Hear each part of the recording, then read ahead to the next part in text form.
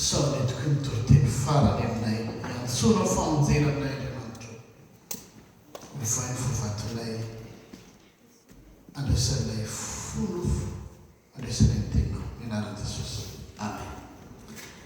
Ny teny soratra masina izay anjarantsika amin'ity alahady faharoa manaraka ny epifania ity dia ny arak'izay hita ny filazantsara araka ny jaona toko fahaefatra andininy fahaefatra hatramin'ny fahaenina. Toy izao ny vaky ny teny mianaran'i Jesosy. Ary tsy maintsy mamaky any Samarizy dia tonga tao an-tanàna anankiray any Samarizy izay atao hoe Sikara akaiky ny tany izay nomeny Jakoba ho an'i Josefa zanany. Ary teo ilay fatsakan'i Jakoba. Ary satria sasatra Jesosy tamin'ny alehany dia nipetraka teo am-patsakana izy rehefa tokony ho tamin'ireo fahenina. Ary izy vehivavy Samaritana anankiray avy antsaka rano dia hoy Jesosy taminy, hoe ho misotroko fa ny mpianany efa lasa nankany an-tanàna ividianana. Fa ora vehivavy Samaritana taminy, nahoana ianao mijosondro ka mangataka amiko sotroina? Nefa ho vehivavy Samaritana, fa ny Jiosy tsy manan-draharaha Samaritana. Jesosy namanika nanao taminy hoe, raha fantatrao ny fanomezan'Andriamanitra izay rehetra sy izay miteny aminao hoe meo aho sotroko, dia ianao no nangataka taminy ka nomeny rano velo. Ora vehivavy taminy, tompoko, tsy manana fanovozana ianao sady lalina ny fatsakana, ka avezana izao izany rano velona izany.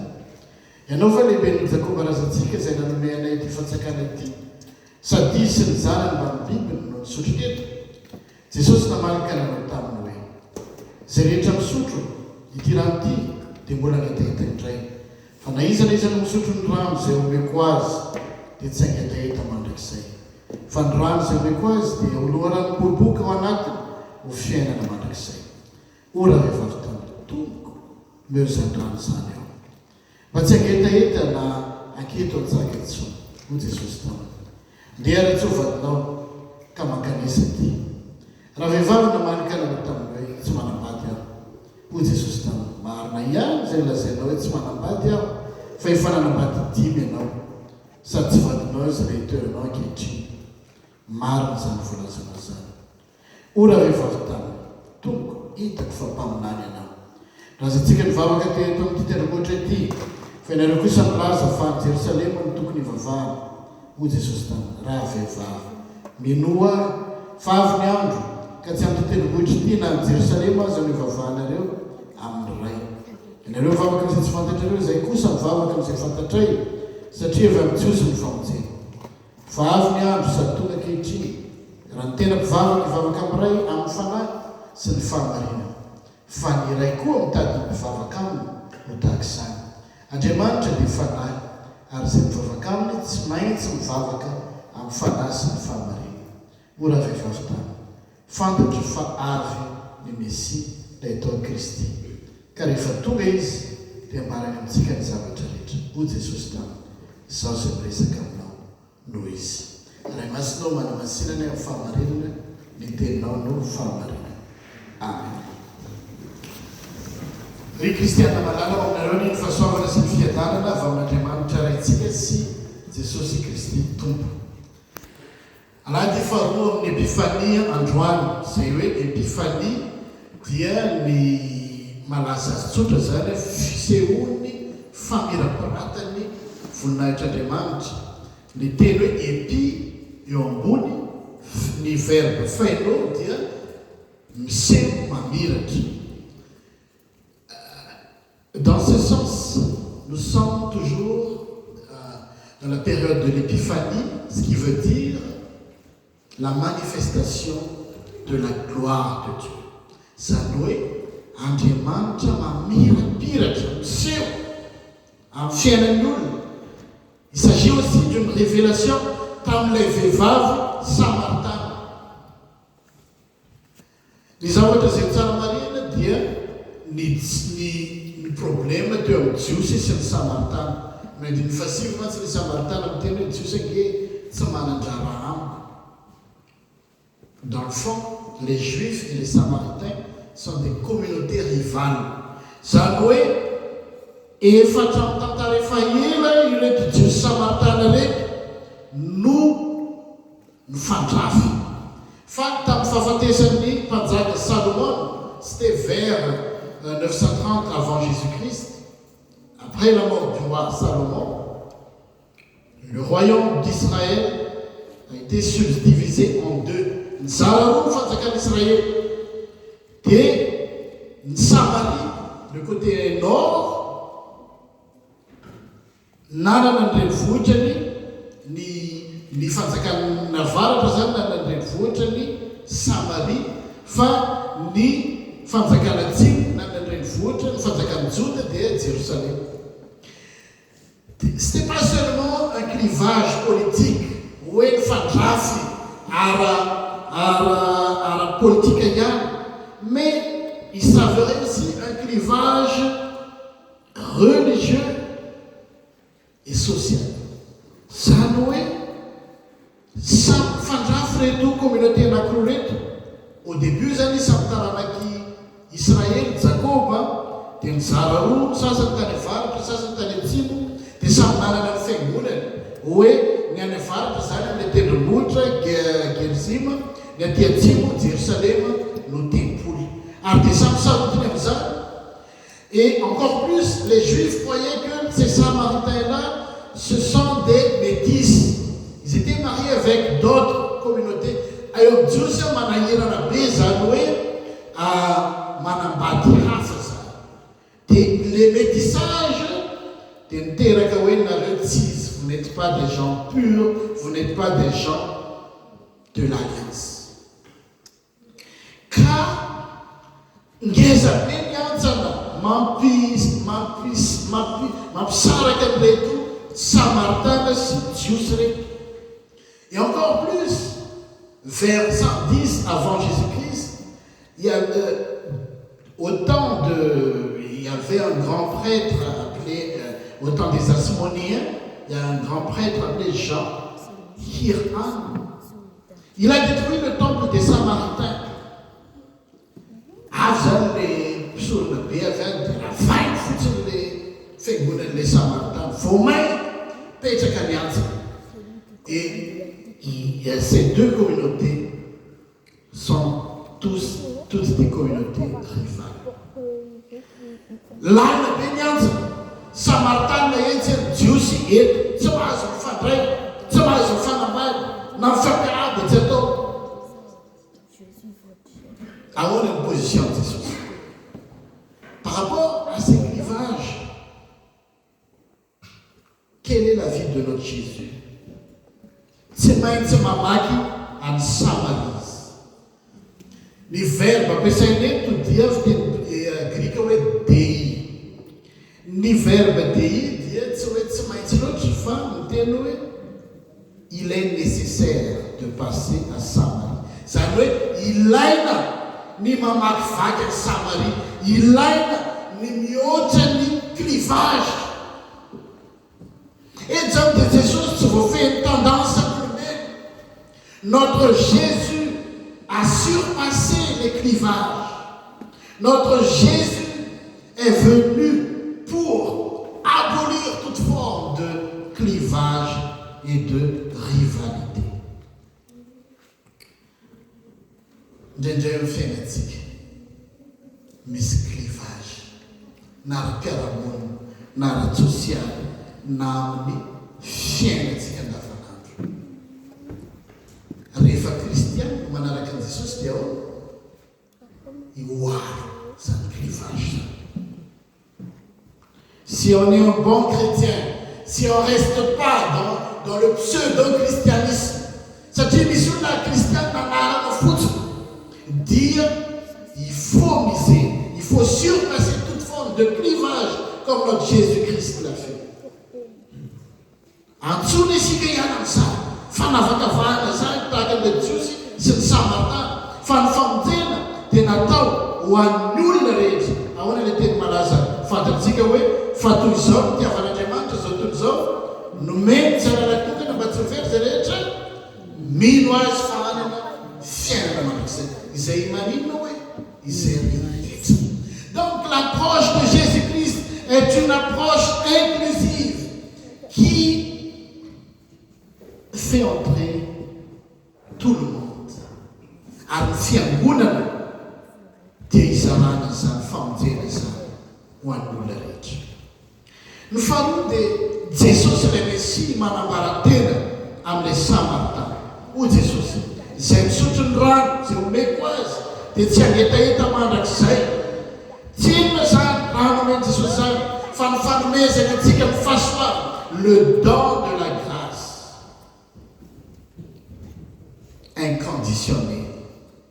Io fahasoavana tsy misy fepetra io nomeny Jesosy antsika ka mahatonga antsika hino azy ary andray ny famonjena ary rano velona izay teneny Jesosy dia tsy inona ny fahafanomezana antsika ny fiainana mandrakizay.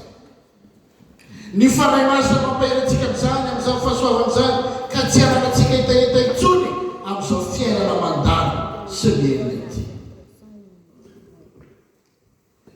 La dame samaritaine n'a pas vraiment su l'aspect spirituel de cette eau vive. Fa mbola be fandahatra izy kazao. Jesosy miteny azy hoe zaho ny Mesia, zaho miresaka aminao zao noho izy.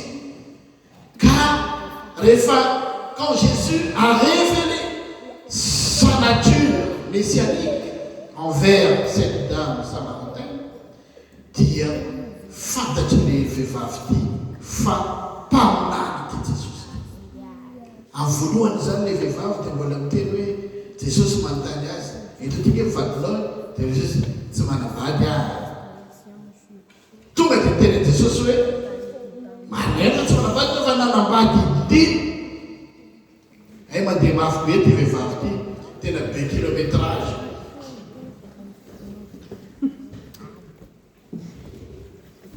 Ka nahoana situation na dia vehivavy mandeha mafy be kilométrage tahaka an'izany azy. Sarotsarotra eo ny bandy ny hiditra amin'izany vehivavy be kilométrage zany. Satria lasa ohatran'ny basina raha fito tsy ny mpanan-karena, tsy takatry ny mahatry hiditra moa mainona amin'ny tanàna koa fa be kilométrage be. Fa izany situation zany navadiky Jesosy ho lasa olona mpitoro filazantsara ity vehivavy nandeha mafy ny fanena tamin'i Jesosy. Fantaniana mipetraka amiko sy aminao efa tena mifanena tamin'i Jesosy fesika. Est-ce que vous avez déjà rencontré vraiment le Jésus, le Messie qui est venu nous apporter le salut dans sa grâce? Et quel est l'impact de votre rencontre avec Jésus?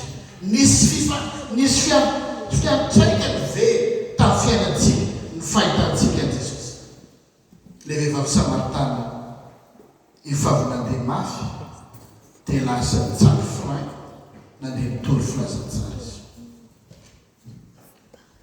Tsarovy fa Jesosy mahita ny ataontsika amin'izay miafina indrindra. Lui, il est omniprésent, il est omnipotent, il est omniscient. Mahay zavatra rehetra. Mahita ny ataontsika amin'izay miafina indrindra.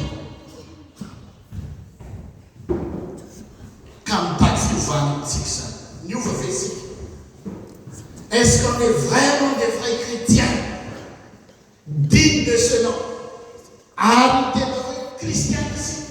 Savez, Christian Nanara, sada. Et t'as quel la que nous sommes père, alors la que nous sommes père.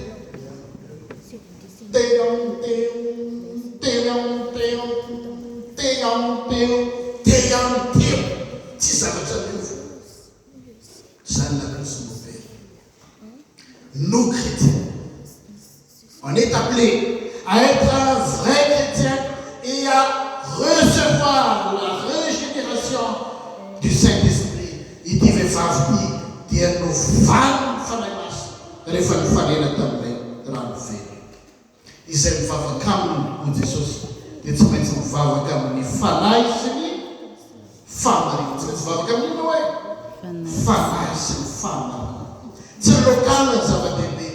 Les Juifs et les Samaritains ont disputé leur local, la l'autorité du local, à Samarie, à Jérusalem, ça a été l'Ivavane. Non, Jésus. C'est bien que dans le local, femme vava, comme fana, sy ny fahamarina. Ny fahamarinana ny teny soratra masina raha miteny hoe marina dia mijery foana tsika hoe est-ce qu'il s'agit d'une vérité ou de la justice.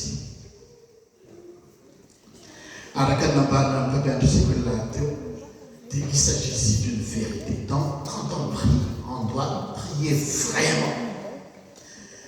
Ce qui nous requiert de sortir de notre hypocrisie religieuse. Muda mivava. Azany problématique malagasy, 50% de ces gaz mivava, mais le pays reste toujours comme ça. Dans Madagascar, mandeha taxi brousse ho an'ny Tomasiny dia mandeha le taxi brousse mariavo dia mahita ny eo ambany dia nisy ambulance anankiray avy miakatra ny mahazo le ambulance dia mikisaka daholo ny embouteillage efa betsaka mikisaka ny olona jereko ohatr'izao ny ao anatin'le ambulance satria tazako avy eo ambony tsy olona marary fa gonina charbon. Gonina charbon anatin'ny ambulance nefa mampaneno sira. Iverenao fa tsy kristiana zany olona manao zany. Kristiana manao zany. Fa rehefa mivavaka zany dia mivavaka marina. Il faut coïncider notre comportement et notre foi. Nous avons une bonne théologie. Nous avons un bon dogme. Dia tsy maintsy mifanaraka amin'izany koa ny etika atsika, ny fomba fiainatsika. Jerentsika raha mbola mpivarotra, kristiana tsika mivarotra, anontaniana. Misy madinika ve hoe tsy mijery akory hoe misy na tsisy tonga dia tsisy. Donc le mensonge zany hoe tena efa fiainatsika ny mandainga. Jesosy le rano velona mipoipoka mandrakizay ary mamelona antsika koa i rano velona io karaha mandray an Jesosy le rano velona isika dia tsy angetaeta mandrakizay.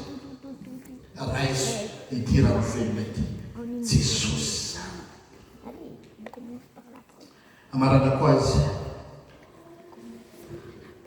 anniversaire zanaky ny mpanjaka indray maka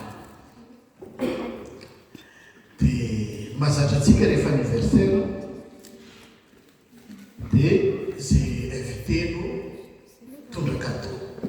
Mais cette fois-ci, c'est le roi qui va distribuer un cadeau à tous les invités. Et tout le temps les fêtes, et tout le monde avait pensé, moi je veux le palais du roi, moi je veux le champ, moi je veux toutes les choses, sa fille de Noël.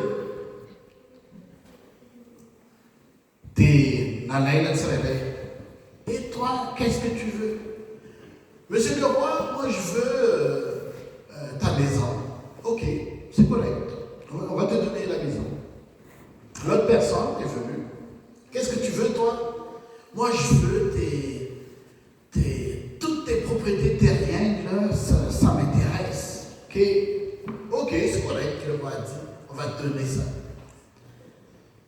Et il y a un petit bonhomme, il n'a pas choisi. Il était juste là en pensant. Et vous allez pas dire, le roi dit, mais c'est bizarre, pourquoi tu n'as pas choisi les cadeaux? Vous allez veiller là. Est-ce que vous êtes sérieux que vous allez honorer toute ma demande aujourd'hui? Oui, c'est correct. C'est une promesse. Ça aussi, c'est sa sécurité. Donc, pour moi, ce que je veux me marier avec votre fille. Peut-être les Panzak. Tiens, c'est malin ça. Pourquoi il est malin? Parce que s'il est devenu gendre, ou bien s'il est devenu prince, en se mariant avec la fille du roi, il est devenu héritier de tout. Donc, les autres ont choisi une partie des biens du roi. Mais ce monsieur-là, il a choisi le gros.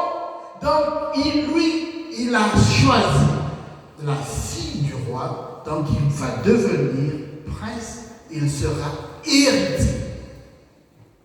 Ça c'est pour vous dire, mes frères et sœurs en Christ, choisis le vivre, Jésus-Christ.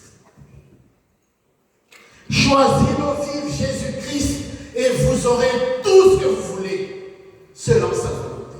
Jésus, Jesus nous, fille Dieu. Et mets-le en priorité, comme je vous disais tout le temps, dans un chiffre binaire, les informaticiens le savent bien, il y a un chiffre 0 et 1. Donc tout est binaire, soit 0, soit 1. Et notre Sainte Écriture nous dit que ça ne va pas le donner, ça va dire tout est vanité. Donc c'est quoi le chiffre qui concorde avec la vanité? C'est quoi? 0 ou 1? 0. Et qu'est-ce qui importe? Qu'est-ce qui reste? C'est la vie éternelle, c'est Jésus qui reste. Dire, c'est ceci. Il a un chiffre de nos ménages. Allez, on va faire une évaluation de notre vie. Qu'est-ce qui vous importe le plus? Ta famille. C'est quoi ta note? 0 ou 1? 0. Parce que tout est vanité, la famille peut disparaître. Tu mets la famille, tu mets ta job, une note 0,5, 0. Tu mets ta notoriété, c'est quoi ta note? 0 ou 1? 0. Tu mets la fête entre amis, c'est quoi ta note? 0 ou 1? 0. Et en dernier lieu, tu mets Jésus. Disent notre nofal. Et même s'il y a des milliers de zéros en avant du chiffre 1, il ne les valeurs les chiffres.